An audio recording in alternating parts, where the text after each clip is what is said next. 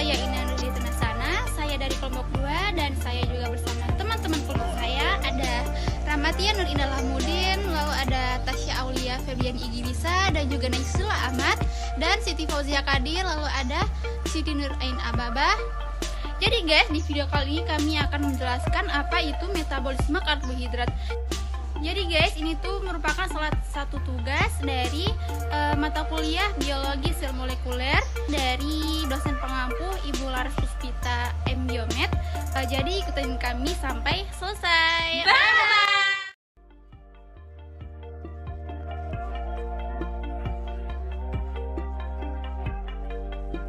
Hai semua, pernahkah kamu bertanya-tanya bagaimana metabolisme karbohidrat terjadi?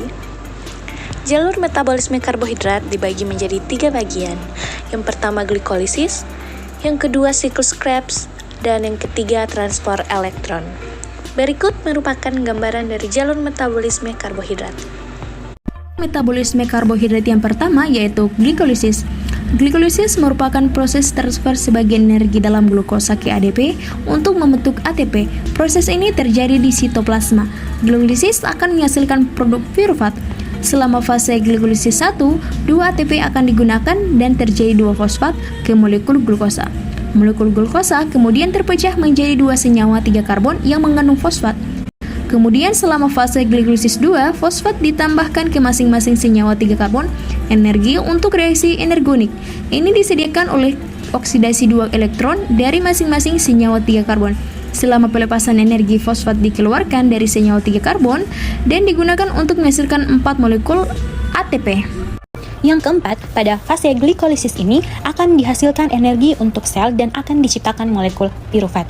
Molekul pirufat ini dapat diproses lebih lanjut pada siklus Krebs aerobik atau diubah menjadi asam laktat atau alkohol dalam ragi melalui fermentasi.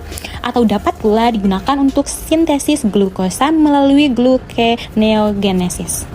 Yang kelima, pada proses glikolisis ini dibedakan menjadi 2 jenis, yaitu yang pertama, respirasi aerobik. Pada proses ini, glukosa dioksidasi menjadi 2 pirufat. Sedangkan yang kedua, yaitu respirasi anaerobik.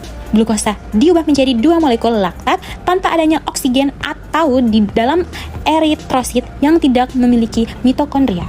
Jalur metabolisme karbohidrat yang kedua yaitu siklus Krebs. Yang pertama, siklus Krebs dapat disebut juga siklus asam sitrat atau siklus asam trikarbosilat atau TCA. Siklus Krebs terjadi di matriks mitokondria. Pada siklus ini dibutuhkan oksigen atau bersifat aerobik. Dalam setiap satu putaran siklus akan dihasilkan 3 NADH, 1 ATP melalui GTP dan 1 FADH. Yang kedua, pada proses siklus Krebs ini molekul pirufat 3 karbon pada proses glikolisis akan bergerak dari sitoplasma menuju matriks mitokondria. Jalur metabolisme karbohidrat yang ketiga yaitu transport elektron. Transport elektron merupakan proses perpindahan elektron untuk menghasilkan ATP. Proses ini terjadi di matriks mitokondria bagian dalam. Proses transport elektron menggunakan NADH dan FHDA2 yang dihasilkan oleh siklus Krebs untuk menghasilkan ATP. Elektron dari NADH dan FADH2 ditransport melalui kompleks protein yang tertanam di membran mitokondria dalam.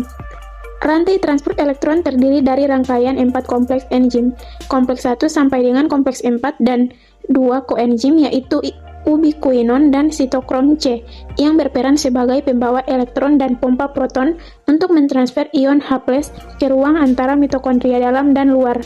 Dari pemaparan tadi, dapat disimpulkan bahwa metabolisme karbohidrat terdiri dari 3 tahap utama.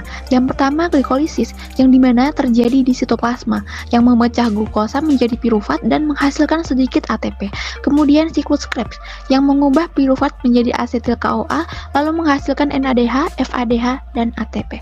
Kemudian transport elektron, yang menggunakan NADH dan FADH untuk memompa ion H+ dan menghasilkan ATP di mitokondria.